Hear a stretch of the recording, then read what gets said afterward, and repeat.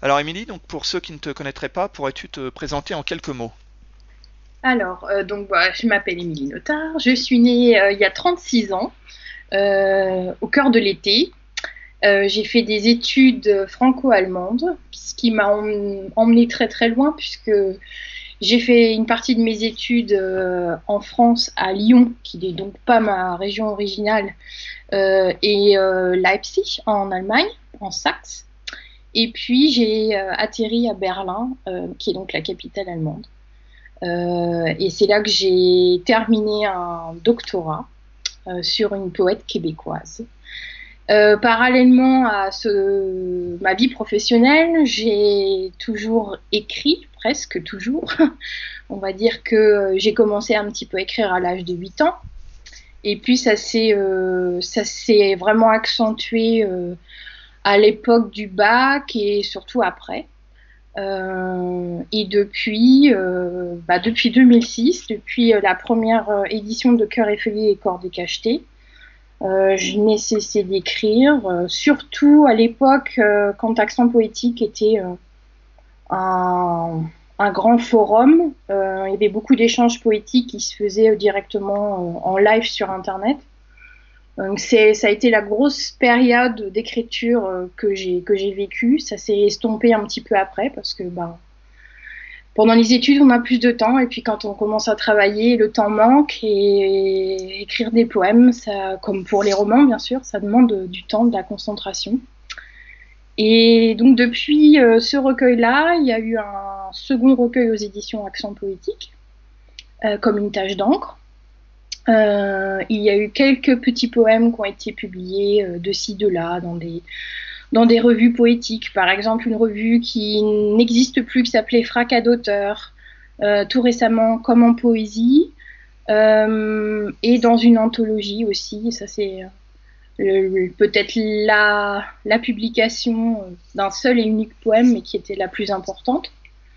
Et tout récemment, cette année, donc en 2016, un tout petit recueil, un micro-recueil, qui est paru aux éditions La Porte. Voilà, un petit peu pour mon parcours professionnel et poétique. Tu nous disais que tu as pas mal écrit au moment où les forums d'accent poétique existaient, enfin ils existent toujours, mais existaient et étaient beaucoup plus vivants qu'ils ne le sont aujourd'hui. Mais si on remonte même avant ces forums, finalement, quels ont été tes premiers émois littéraires et comment la poésie s'est imposée à toi, puisque c'est essentiellement de la poésie que tu écris. Oui, alors comme je disais tout à l'heure, j'ai commencé à écrire, je pense, je devais avoir 8 ans. Devant les yeux, j'ai mon premier petit livrette poésique, mais bon, je pense que c'était ma grand-mère qui avait dû m'acheter ça parce qu'elle savait que j'écrivais un petit peu en secret. Et je- dans mon souvenir, les premiers poèmes, c'était surtout du jeu. C'est-à-dire à l'école, on apprenait des petits poèmes pour enfants, avec des rimes, mais plutôt des rimes pour la rigolade, souvent. Et je me rappelle, c'est vraiment une image que j'ai encore dans ma tête, écrire un poème pour m'amuser dans la véranda chez moi, donc chez mes parents, un été. Donc ça a commencé un peu par du jeu avec la langue, avec les sons. Il y avait beaucoup les animaux qui revenaient comme thèmes principaux, et les saisons. Et il y a un poème, vraiment le premier que je considère comme moi mon premier poème, s'appelait Feuilles d'automne. Et c'était un poème alors je sais plus si on devait l'écrire, si c'était un devoir qu'on devait faire pour l'école. Toujours est-il que j'ai dû le, enfin, le réécrire sur une belle feuille et le décorer. Je me rappelle avoir collé des feuilles de bouleau du jardin sur ma feuille avec ma petite écriture d'écolière.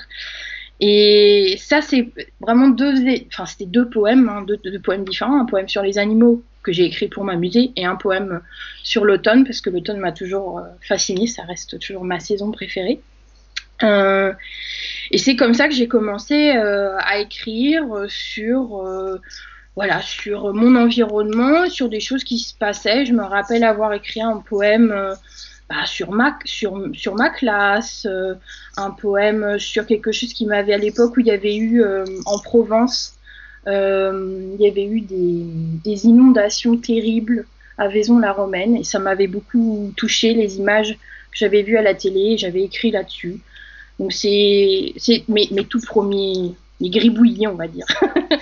Et puis les vrais émois littéraires ou vrais émois poétiques, ça a été ce qui a déclenché, je crois, quelque chose en moi, c'était la lecture d'Aloysius Bertrand, Gaspard de la Nuit, qui est son unique recueil. J'avais une professeure de français extraordinaire en première qui nous a fait découvrir énormément d'auteurs, dont Aloysius Bertrand, et on avait, pour la préparation du bac à l'oral, un poème d'Aloysius Bertrand qui s'appelait Un rêve. Et ça a été une grande découverte poétique pour moi, puisque jusqu'ici, j'avais toujours lu ou appris par cœur des poèmes qui se rimaient, souvent un petit peu des histoires, un peu comme des fables, pas des fabliaux, mais des fables, avec toujours des animaux.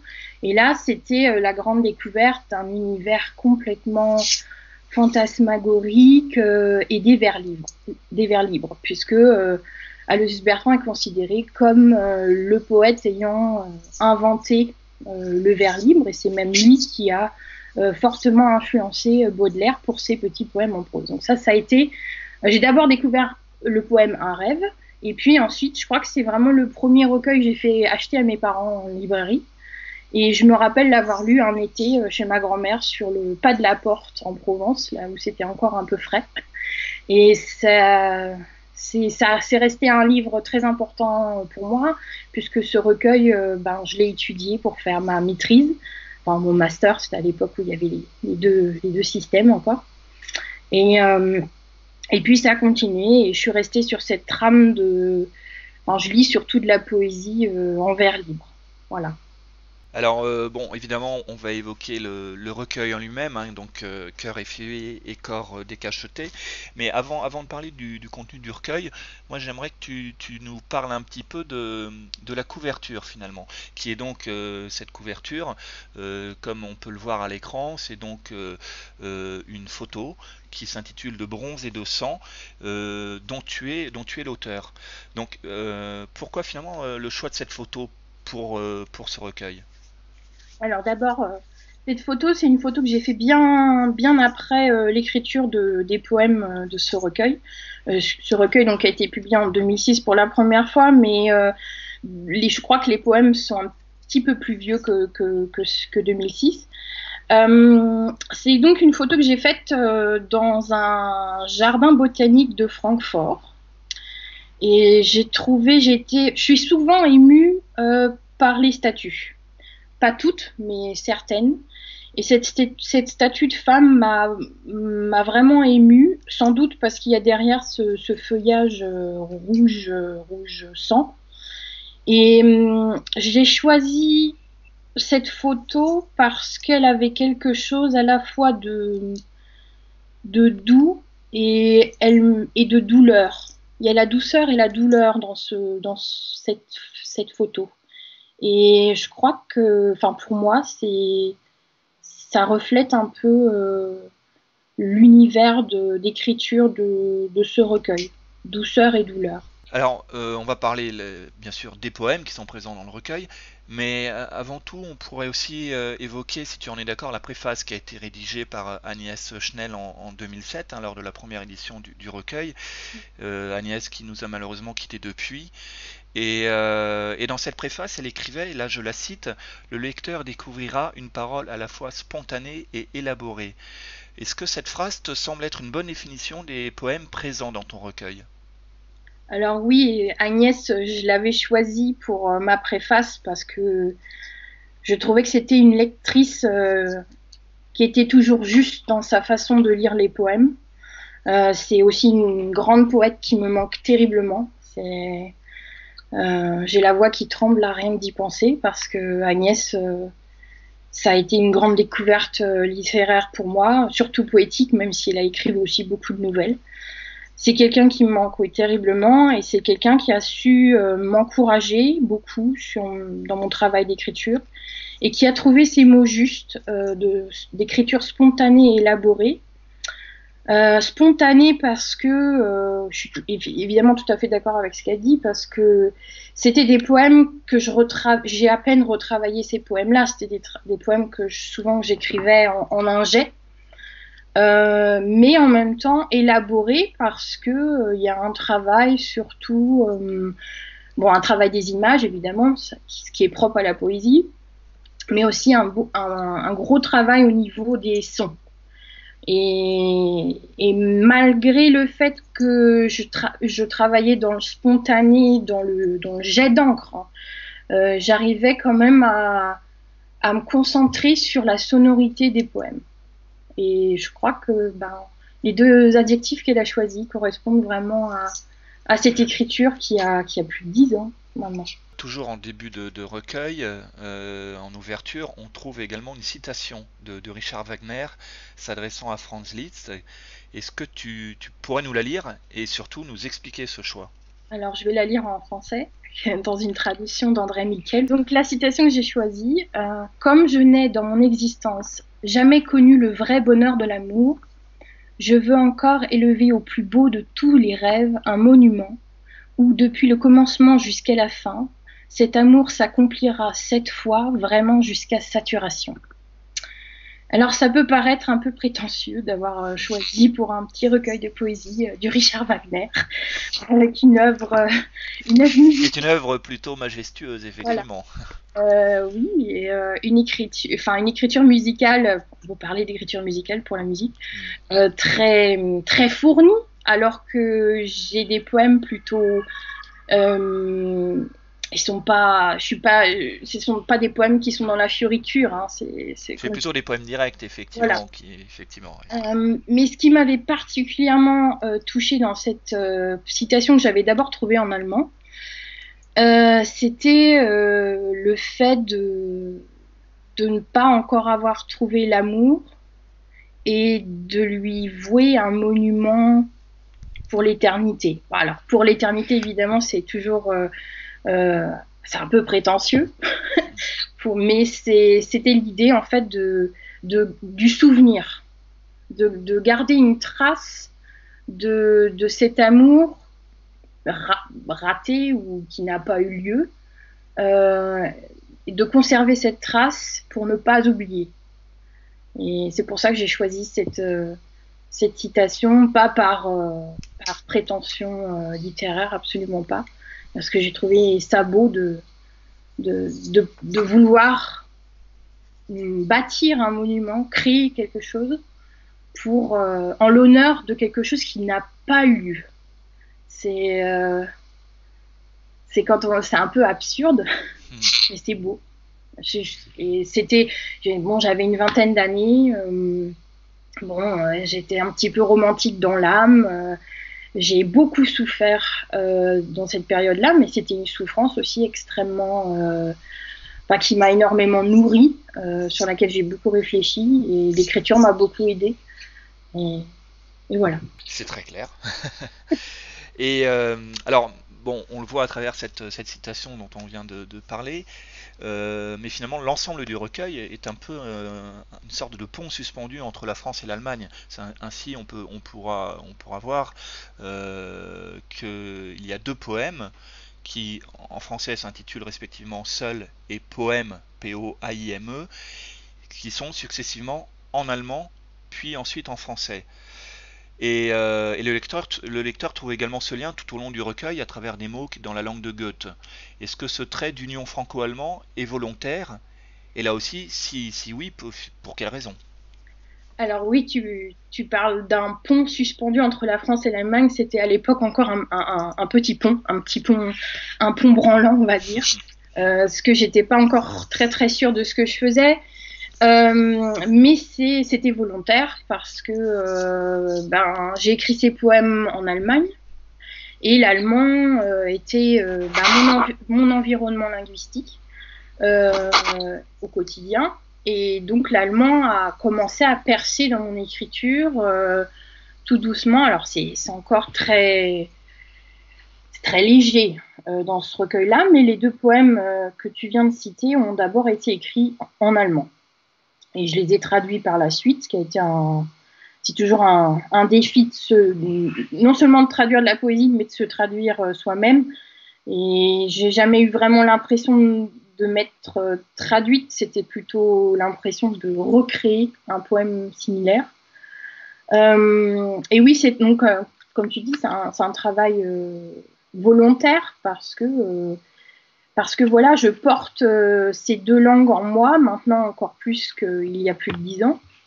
Et c'est quelque chose sur laquelle j'ai beaucoup travaillé, enfin, sur lequel je travaille d'ailleurs toujours beaucoup actuellement, et qui se reflète particulièrement dans mon micro-recueil qui s'appelle Les Hérons de la Murite. La Murite, c'est une région bien au nord de Berlin, et que je traversais à une époque où je prenais le train pour aller travailler à Rostock de Berlin. Et dans ces poèmes-là, l'allemand, vraiment, il n'y a pas un poème sans allemand, et c'est pas seulement un petit mot de ci de là comme c'est le cas dans Cœur effeuillé et Corps décacheté. Sont vraiment des vers entiers en allemand avec des créations aussi de sonorités et qu'on m'a aussi demandé de traduire. Donc retravail de création, c'est quelque chose qui me tient particulièrement à cœur et sur lequel je travaille encore aujourd'hui. Actuellement, j'écris beaucoup de poèmes sur Berlin, donc la ville où je vis, et les poèmes, l'allemand fait partie de mes poèmes, de mon écriture. C'est pas la langue majeure.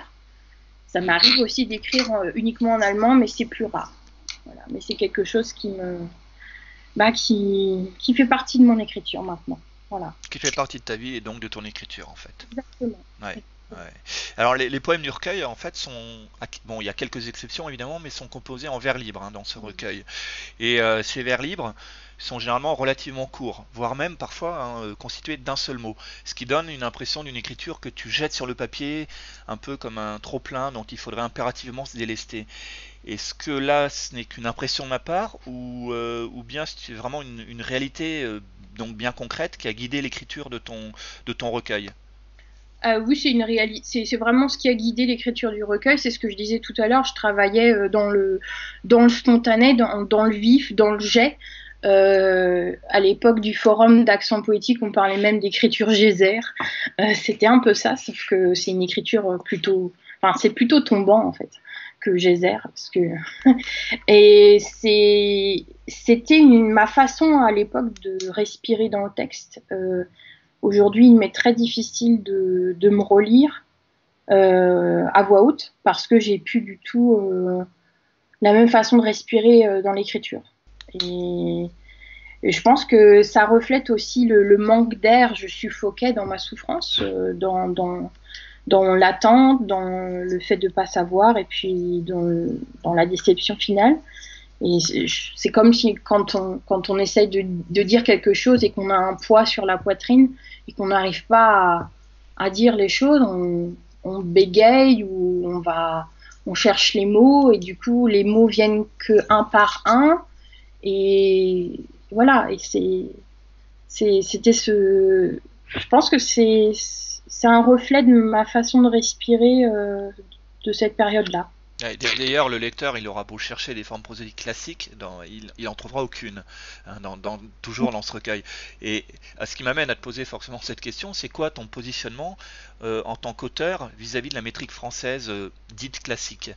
Alors, moi, personnellement, c'est pas du tout l'écriture qui me convient. J'admire les gens qui écrivent encore avec cette métrique française classique. Je m'y suis essayée évidemment à 20 ans, un petit peu avant même. J'avais commencé aussi à travailler mes vers, puisque bon bah on apprend tout ça à l'école, les alexandrins, tout ça, les diérèses. Je m'y suis essayée, je me suis sentie, ça m'a frustrée parce que je pense qu'aussi c'est une question de respiration, là encore. C'était pas ma façon de respirer. Je pense que ça ne le sera jamais. Et puis je me sentais, comment dire, pas, un peu prisonnière en fait de cette forme. J'arrivais pas à déployer mes ailes avec ce travail c'est un gros travail que font les gens qui écrivent de cette façon-là. Et c'était pas, je me suis pas sentie du tout à l'aise en écrivant, enfin en cherchant à écrire, parce que j'ai jamais vraiment écrit des poèmes en alexandrin ou des casyllabes. J'ai jamais été vraiment. Je m'y suis essayée, mais ça restait là. Ça en est resté D'accord. là. D'ailleurs, là on parlait de la métrique française classique. Autre chose qui est assez intéressant à observer dans ton recueil, c'est que tu as délibérément choisi que l'ensemble de tes poèmes soit centré sur les pages. Alors que d'habitude, effectivement, la présentation classique veut que les poèmes soient ferrés à gauche. Est-ce Mhm. que là aussi, là aussi, j'imagine que c'est un choix qui n'est pas anodin de ta part. Non, bah, ça correspond encore à cette histoire de respiration et puis de jet. Je pense que inconsciemment, je souhaitais qu'en lisant, je puisse, sachant que mon texte est étouffant par sa concentration centrale, on va dire, hein, quand on regarde la mise en page, ce besoin d'air sur les côtés autour. Et puis aussi, bon, ça c'est le côté peut-être un peu inconscient. Et puis comme je lis beaucoup de la poésie et que bon, j'ai écrit une thèse sur une poète, j'aime toujours écrire sur les bas-côtés. Je dessine des fois, j'utilise des couleurs, et j'ai besoin d'espace autour des poèmes. Même quand je travaille pas sur un poème, j'ai besoin d'un espace autour pour laisser mon imagination aussi divaguer, peut-être aussi reprendre mon souffle, parce qu'il y a des poèmes qui étouffent tellement le lecteur que on a besoin voilà, de reprendre son souffle. Je pense que c'est ça qui m'a le plus. Enfin, c'est pour ça que j'ai choisi de les centrer, je pense. Plus. Tu t'en doutes, hein, je me suis amusé à analyser le champ lexical utilisé à travers ton recueil, et tu mets le terme amusé, évidemment, ne le prends pas de façon péjorative, bien entendu, et il y a des mots qui sont pourtant peu communs, qui reviennent à intervalles réguliers. Ainsi, c'est le cas du mot hippocampe. Donc je te donne trois exemples concrets dans lesquels on retrouve ce mot. Dans Mélusine malgré moi, tout d'abord, où on trouve, et là je te cite, des myriades d'hippocampes. Puis dans un autre poème sans titre, cette fois tu évoques, là aussi je te cite, la danse de ton hippocampe. Et enfin, dans Sisyve, ce sont cette fois des bulles d'hippocampe. Alors, forcément, la question que j'ai envie de te poser, c'est qu'évoque pour toi finalement ce cheval de mer? C'est une question intéressante parce que je me suis jamais vraiment posé la question. Je pense que j'ai pas vraiment de réponse à cela, si ce n'est que c'est un recueil comme le recueil qui a suivi. C'est un recueil où le champ lexical de la mer a eu beaucoup d'importance. Et l'hippocampe, j'ai toujours cherché aussi des mots, on cherche toujours des mots on se crée un petit peu son vocabulaire, et puis quand on travaille sur un champ lexical, on va chercher des mots un petit peu inattendus. Et l'hippocampe, sans vraiment être bon, c'est un mot que tout le monde connaît, c'est peut-être effectivement un mot qui est peu utilisé en poésie, mais l'hippocampe, c'est quelque chose d'extrêmement majestueux, mais d'extrêmement fragile aussi. Et je pense que dans chaque poème, c'est un symbole un petit peu différent, mais il fait partie de l'univers marin qui est propre au recueil en fait. C'est tout.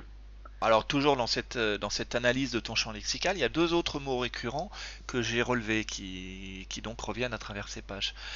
Et d'ailleurs ces deux mots, je vais te les donner dans la même question puisque tu les associes très souvent.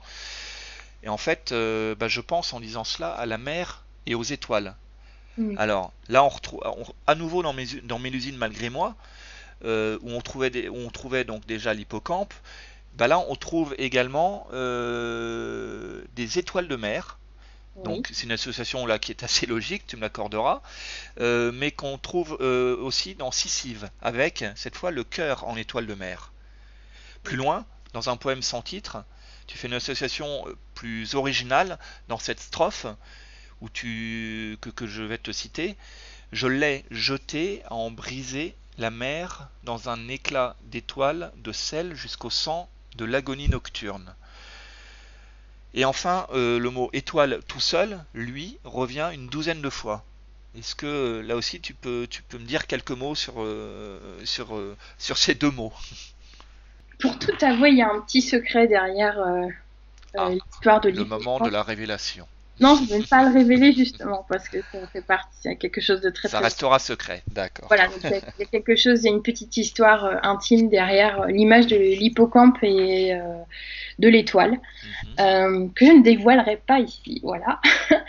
Donc Mais pas de scoop lors de cette non, interview. pas de. Dommage. Mais toujours est-il que c'est une période où ben, je me suis rendu compte que l'étoile et l'étoile de mer, c'était un petit peu comme des reflets.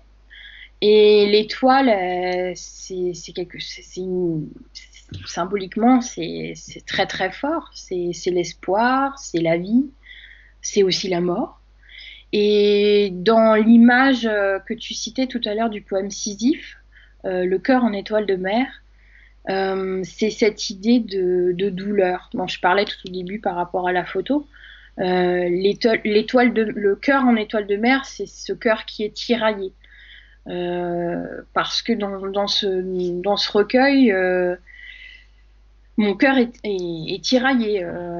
Agnès Schnell posait la question de savoir qui sont les, je sais plus où c'est, qui sont les hommes l'homme ou les hommes dont je parle, et que au final c'est pas si important. Ça évoque justement une période, 20 ans, on est toujours attiré par plusieurs personnes, peut-être même en même temps, on ne sait pas trop quoi faire de tous ces sentiments plus ou moins paradoxaux. Et j'ai trouvé cette image de l'étoile de mer, du cœur en étoile de mer, comme à la fois quelque chose de vivant, d'humide, hein, parce que l'étoile de mer, pour moi, c'est l'étoile de mer vivante, hein, pas l'étoile de mer qu'on trouve séchée sur la plage. Quelque chose de, oui, humide, et puis qui est tiraillé aussi en même temps. Euh, voilà, c'est un petit peu ce qui me, ce qui m'a travaillé à l'époque, à cette époque-là, le mot étoile. Et ça reste un mot aussi que j'aime toujours actuellement, que j'utilise moins, euh, mais qui a une grande force symbolique qui a été portée par la littérature depuis, j'en vais en dire, depuis la nuit des temps, mais Mais c'est un peu ça. ah, c'est un peu ça, oui. Même dans l'écriture qui n'a pas eu lieu, enfin, toutes les légendes qui n'ont pas été écrites, Tout à fait. etc. Est-ce que tu es d'accord finalement si je te dis que en fait l'absence, l'attente et l'espérance sont les trois principaux fils conducteurs de Cœur effeuillé et Corps décacheté. Ah, tout à fait. Je les mettrais peut-être pas dans ce sens-là. Alors dans quel sens les mettrais-tu? Oui, je commencerai par l'espérance, l'attente au milieu évidemment, et je terminerai par l'absence. Parce que c'est le fil rouge du recueil. En gros, c'est l'espérance d'un amour ou de plusieurs amours, puisqu'il y a plusieurs histoires qui sont mêlées à cette écriture. L'attente, évidemment, en particulier j'avais écrit une lettre à l'époque et j'attendais une réponse, un peu comme une héroïne de roman de l'époque romantique. Et puis ensuite, la terrible absence du silence, de la séparation, de ce qui n'a pas eu lieu également. Donc c'est tout à fait ça. C'est les trois piliers, non pas vraiment des piliers, plutôt les fils rouges du recueil. Alors avant de conclure cet entretien, Émilie, accepterais-tu de nous lire un poème extrait de ton recueil? Un poème, celui qui te tient particulièrement à cœur ou voilà, vraiment celui que tu souhaites. Alors je vais lire le tout premier, qui est le début enfin, de l'histoire majeure qui se trame derrière le recueil. Après l'orage. Les arbres rêvent et de leurs songes secoués de sanglots s'évadent des gouttes d'au-delà. Nuit silencieuse, sans lune, sans étoiles, sombres éclairs. Et dans la ville vide, aux avenues bordées d'oranges métalliques, une passante, la tête dans les nuages, laisse voguer son cœur au rythme de son vélo, le regard illuminé d'une larme de rêve tombée d'un arbre au sommeil chagriné. Merci Émilie, merci pour cet entretien. Et donc, je rappelle que ton recueil est sorti le 5 septembre aux éditions Accent Poétique et on peut le commander donc sur accent au pluriel, poétique au pluriel, édition au pluriel.com. Merci Émilie. De rien.